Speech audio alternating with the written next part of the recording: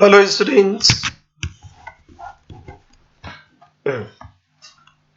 हम लोग कर रहे थे लुईस एसिड या rather Lewis base. Lewis base की हम लोगों ने 3 कैटेगरी देख ली थी। लुईस बेस की एक बड़ी अजीबोगरीब कैटेगरी निकल के आती है अगर कोई कम इलेक्ट्रोनेगेटिव एटम दो ज्यादा इलेक्ट्रोनेगेटिव एटम के बीच में घिर जाए, जैसे कि अपना कार्बन डाइऑक्साइड। अब ये इधर इलेक्ट्रॉन खींच रहा है, ये इधर इलेक्ट्रॉन खींच रहा है, ये CO2 बेचारा हो गया गरीब।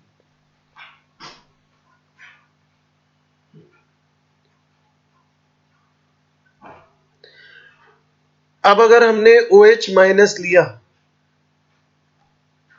OH माइनस यहां पे पॉजिटिव चार्ज होने की वजह से कोऑर्डिनेट बॉन्ड बना लेगा। तो मतलब कार्बन डाइऑक्साइड में हालांकि ऑक्सीजन और कार्बन में इलेक्ट्रॉन को एक्सेप्ट करने के कोई गुण नहीं है, कोई टेंडेंसी नहीं है, लेकिन केवल ये ऑक्सीजन के बीच में फंसा हुआ है कार्बन, इस वजह से ये काम हो गया। अगला टॉपिक देखते हैं, कॉमन आयन इफेक्ट।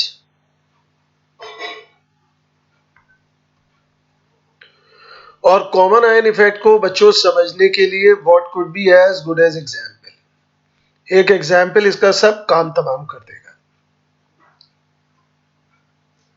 कोई भी ऑर्गेनिक एसिड हो वो वीक एसिड होता है। जैसे एस्टिक एसिड है, इसको अगर हमने डिसोसिएट करा तो ये बनाएगा CH3CO minus plus H plus, एक इक्विलिब्रियम आ जाएगा। इसमें अगर हमने ऐड कर दिया थोड़ा सा HCl, HCl एक स्ट्रॉन्ग एसिड है, ये पूरी तरह टूट जाएगा और H प्लस और Cl माइनस आयन दे देगा। ये जो ये H प्लस आयन्स हैं, इसका कंसेंट्रेशन बढ़ेगा और कंसेंट्रेशन बढ़ने के बाद ये इक्विलिब्रियम को पीछे के डायरेक्शन में शिफ्ट करेगा। ठीक, इस वजह से एस्टिक एसिड का डिसोसिएशन कम हो जाएगा। ये कॉमन आयन इफेक्ट है। मतलब एक वीक इलेक्ट्रोलाइट के डिसोसिएशन को कम कर देना, उसमें ऐड करके स्ट्रॉन्ग इलेक्ट्रोलाइट जिसपे एक आयन कॉमन है, इस common ion effect. Common ion effect को अगर हम डिफाइन करें तो the dissociation of weak electrolyte, the dissociation of weak electrolyte can be decreased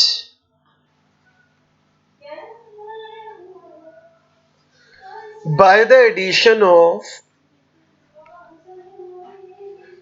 strong electrolyte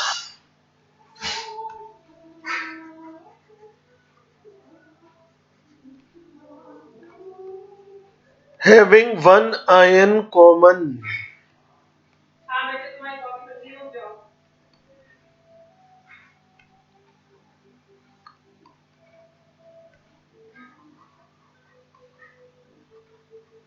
एक एग्जाम्पल से बच्चों इसको और समझते हैं।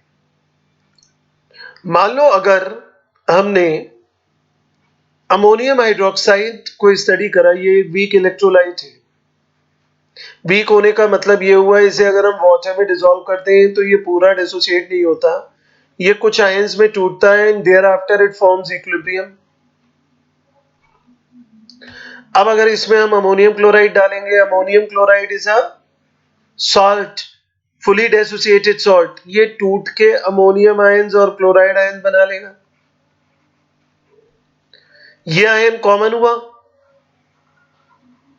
इसलिए ये वाला इक्विलिब्रियम पीछे की तरफ चला गया, अमोनियम हाइड्रोक्साइड का डिसोसिएशन कम हो गया। तो किसी भी वीक इलेक्ट्रोलाइट के डिसोसिएशन को कम करा जा सकता है उसमें ऐड करके स्ट्रॉन्ग इलेक्ट्रोलाइट जिसमें एक आयन कॉमन हो। This is known as common ion effect. Auto ionization of water.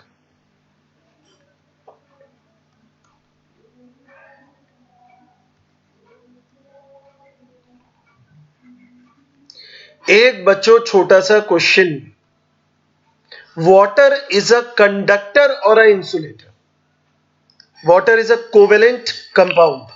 Covalent compound होने का मतलब है इसमें कंडक्टिविटी प्रॉपर्टी नहीं होनी चाहिए, लेकिन फिर भी ऐसा देखा गया है कि वाटर में कुछ कंडक्टिविटी प्रॉपर्टीज जरूर मौजूद रहती हैं. ये कंडक्टिविटी आई कहां से? Actually water has the property of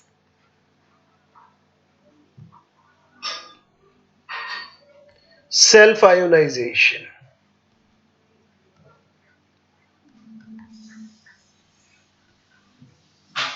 water का जो मॉलिक्यूल है वो खुद ही टूटता रहता है, बनता रहता है, टूटता रहता है, बनता रहता है.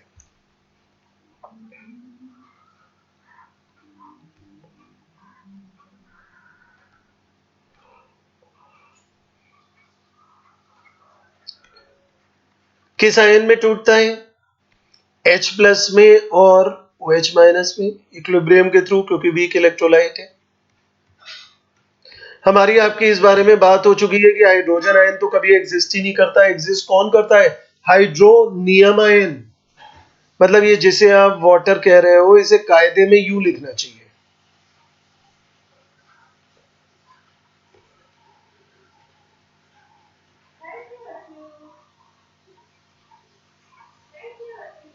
But we have already seen कि ये जो दोनों टर्म है इनवेरिएबली इंटरचेंजेबली हम दोनों को कहीं भी यूज कर सकते हैं. अब अगर इसमें हमने लगाया equilibrium,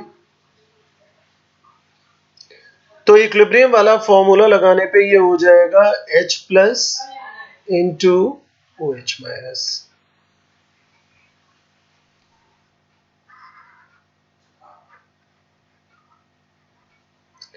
now dissociation of water is very poor.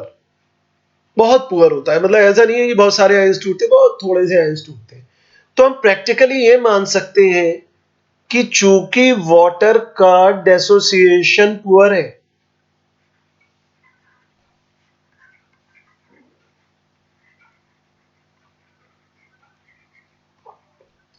हम ये मान सकते हैं वाटर का कंसेंट्रेशन कांस्टेंट है. ये हम क्यों मान पाए? ये हम इसलिए मान पाए क्योंकि इसका डेसोसिएशन जो है वो बहुत पुअर है. अब अगर इसका डेसोसिएशन कांस्टेंट, अगर इसका कंसेंट्रेशन कांस्टेंट है, तो हम ये रिलेशन लिख दें तो क्या बुराई है?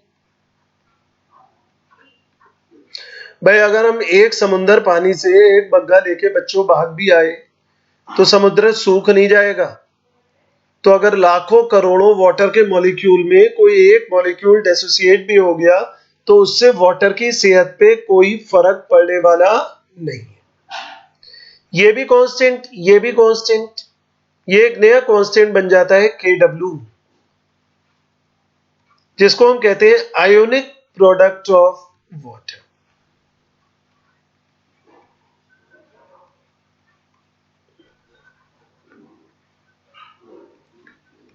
एट ए गिवन टेम्परेचर इसकी वैल्यू कांस्टेंट रहती है.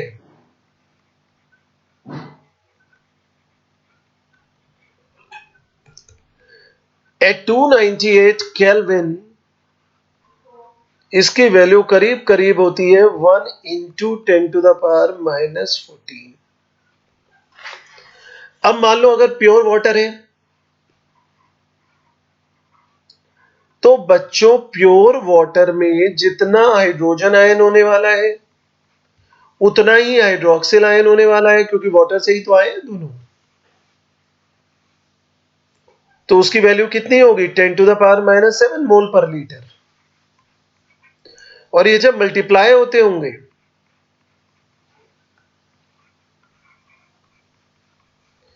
तो ये 10⁻7 मल्टीप्लाई होते होंगे दोनों के, और 10⁻⁻14 मोल पर लीटर बना लेते होंगे. तो at a given temperature this ionic product of water is a fixed quantity. It's a constant. It does not change. It remains same since the temperature is same. अच्छा, अगर टेम्परेचर चेंज कर दे तो क्या होगा?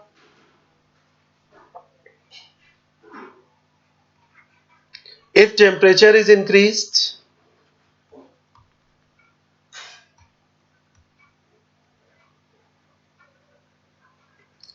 Kw is also increased.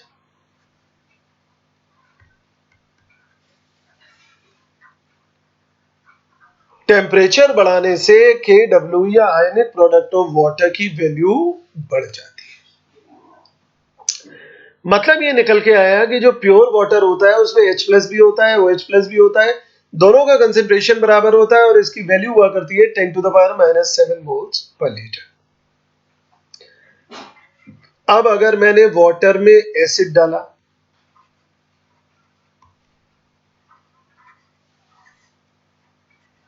Acid कौन से ion देता है? Hydrogen ion. वाटर तो इक्विलिब्रियम में था,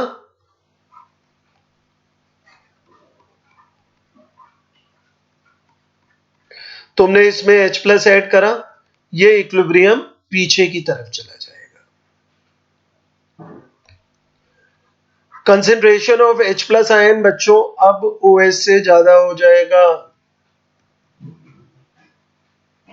मतलब अगर कोई सॉल्यूशन एसिडिक है तो आप ये नहीं बोलेंगे उस पर OH आयन नहीं है, उस पर OH भी है और H भी है, लेकिन H प्लस आयन OH वाले से ज्यादा है, H प्लस OH से ज्यादा हो जाएगा। H प्लस का कंसेंट्रेशन मतलब 10⁻⁻⁷ से ज्यादा हो गया और OH का concentration 10⁻⁻⁷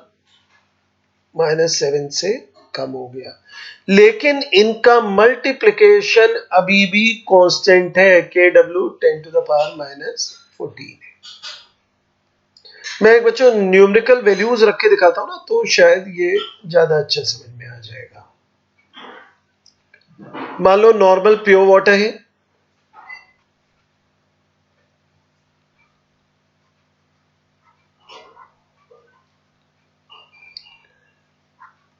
H plus is equal to OH 10⁻⁻7।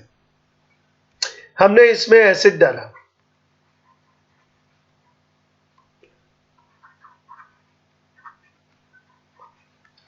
(10⁻⁻4 acid डाला, ठीक। 10⁻⁻4 आई मीन टू से 3 मोलैरिटी का। ये वाटर इक्विलिब्रियम में था, जब तुमने एसिड डाला तो ये इक्विलिब्रियम पीछे गया और इन दोनों का कंसेंट्रेशन 10⁻⁻5 रह गया, लेकिन 10⁻⁻4 हाइड्रोजन एसिड से भी आया हुआ था। भाई ये तो वाटर वाला है 10⁻⁻4 हाइड्रोजन, ये एसिड से है, तो अगर हम H प्लस और OH का प्रोडक्ट निकालें, हाइड्रोजन आयन कंसेंट्रेशन कितना हुआ हमारा? 5/9 multiplied by 10⁻⁻5 is equal to 10⁻⁻14। Ionic product वही रहा, hydrogen ion concentration hydroxyl ion concentration से ज्यादा हो गया क्योंकि आपने बाहर से एसिड ऐड कर दिया। The next case, if a base is added,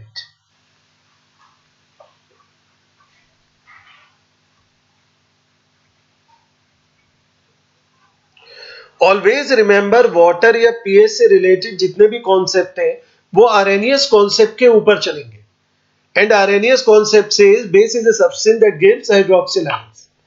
अब मान लो हमने कोई बेस ऐड करा, तो बेस ने क्या करा? इट गिव्स हाइड्रोक्सिल आयन,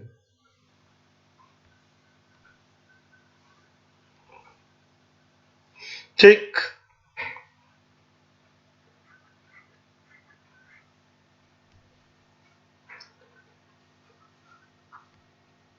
अब जो OH माइनस आयंस है वो हाइड्रोजन से ज्यादा हो गए, क्योंकि जो OH माइनस आयंस है वो हमें दो जगह से मिल रहे हैं, बेस से भी मिल रहे हैं, वाटर से भी मिल रहे हैं।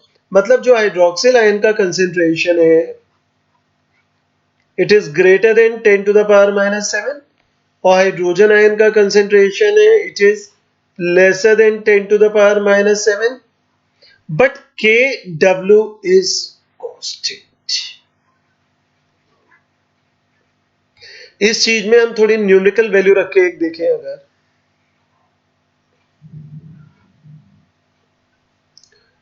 मान लो ये प्योर वाटर था,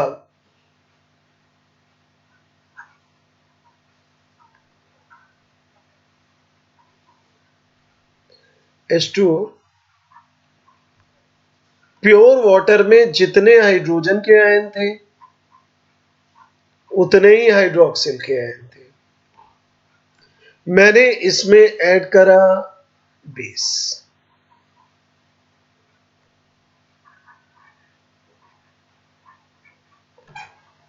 बेस ऐड करने के बाद क्या हुआ, बेस ने दिया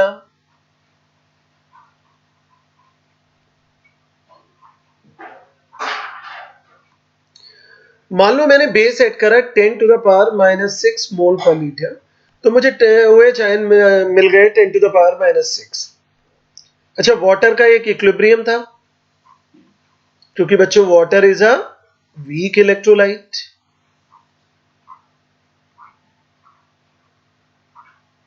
जब तुमने OH ऐड करा ये पीछे की तरफ गया, ठीक। मान लो ये बचा 10 टू द पावर माइनस 4, ये भी बचा 10 टू द पावर माइनस 4, लेकिन OH तुमने बाहर से भी डाला हुआ है 10 टू द पावर माइनस 6। अब अगर हमने हाइड्रोजन और हाइड्रोक्सिल आयन को मल्टीप्लाई करा तो ये हमारा आ जाएगा 10 टू द पावर माइनस 14। ठीक है, ये मैंने एक केवल प्रिजम्पशन वाली वैल्यू ली है, क्योंकि इन दोनों को ऐड करके 10 टू द पावर माइनस 10 आने वाला नहीं है, मल्टीप्लाई करके आएगा। लेकिन ये केवल मैंने आपको समझाने के लिए एक नंबर वैल्यू ले ली है कि इन दोनों का मल्टीपल फिर 10 टू द पावर माइनस 14 आ जाएगा। इस चीज को यूज करा गया पीएच में।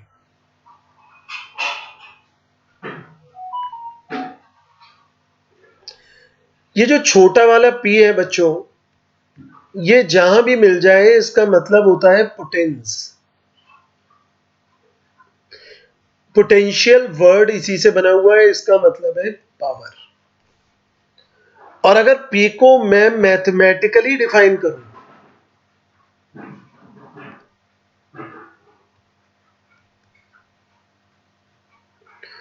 तो बच्चों this is an operator. Operator is mathematical order, mathematical function, which means negative log to the base 10।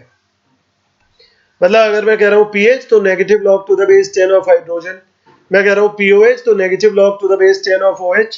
P का मतलब नेगेटिव लॉग है, मतलब pH को अगर हम डिफाइन करें तो it is defined as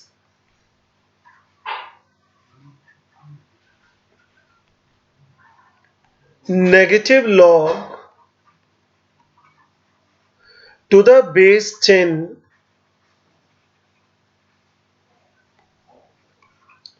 of hydrogen ion concentration।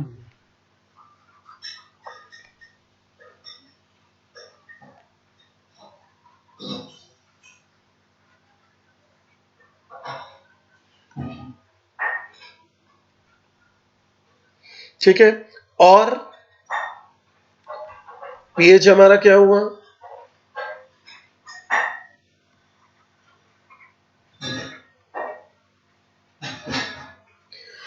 कभी अगर ये H3O प्लस लिखा हुआ मिल जाए तो घबराना नहीं, we have had a talk, symbolically दोनों सेम है।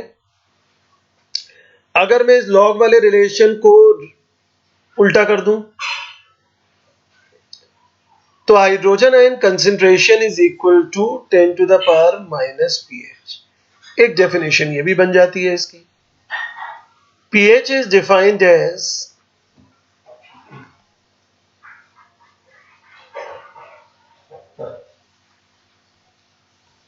the negative power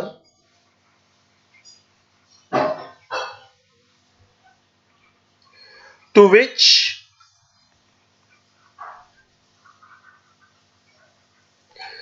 ten must be raised।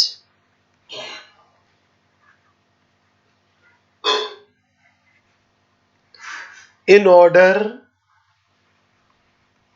to become equal to